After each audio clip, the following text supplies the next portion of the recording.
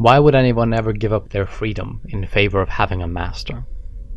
Because aspiring tyrants are very good at deceiving people into thinking that it's for their own good. It's a tragedy that this ever works, since it's just like a slave master convincing a slave that the very purpose of the institution of slavery is to serve the slaves.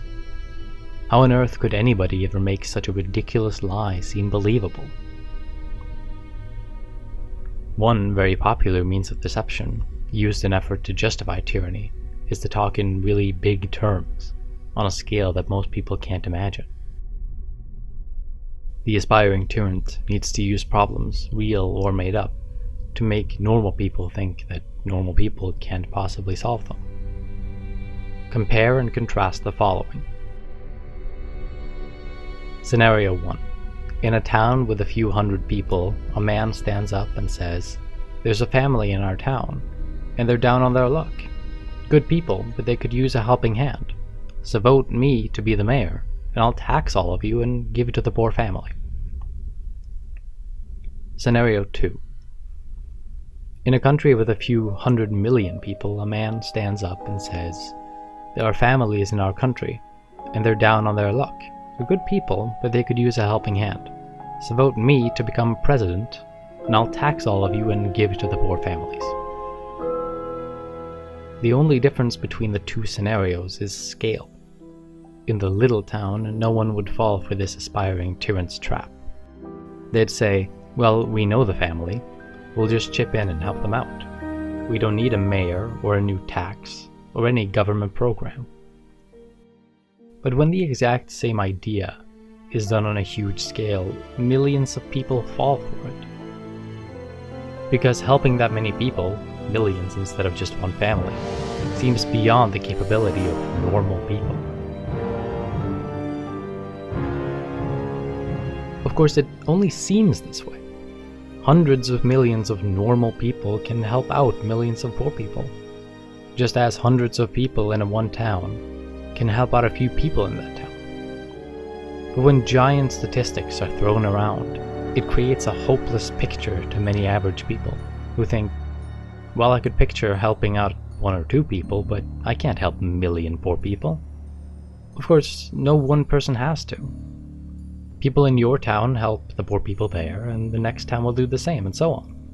Everyone gets help, not from some centralized, authoritarian monstrosity, but by lots and lots of people exercising little bits of compassion and charity, which adds up to a huge amount.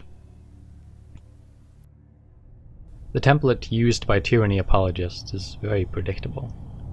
This problem is so huge that normal people can't possibly fix it, so we need government to save the day. The politicians always say it, and it's always a lie. After all, normal people are exactly what funds this government anyway.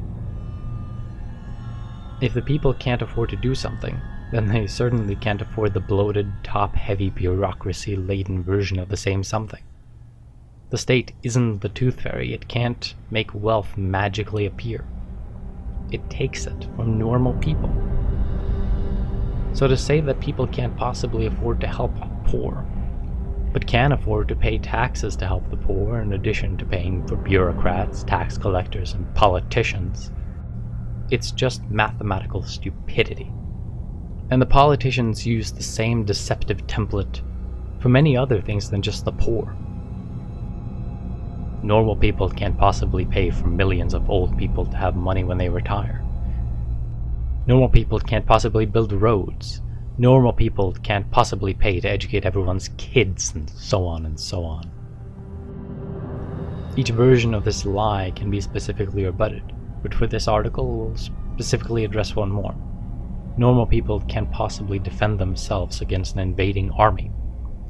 Once again, this lie depends entirely on the scale of the matter of confusing and scaring people. After all, if the Chinese army shows up at your front door, could you fend them off? Well, of course not.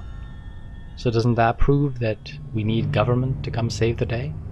No. Again, just like with the helping the poor scenario, when you divide the big picture up into lots and lots of little pieces, it stops being scary. For example, if you live in a town with 300, and 3 Chinese soldiers show up to take over the town. Yes, 3, as in 1, 2, 3. Would you be able to resist them? Well, yeah, easily. If you're a statistically average town, there will not only be 100 armed residents in your town, but they will on average own 3 guns each. And they would probably be more than happy to loan a gun to each of the 200 residents in your town who don't have one. Yes, there are actually that many guns per person in the United States. So now you have 300 armed people in your town against 3 Chinese soldiers.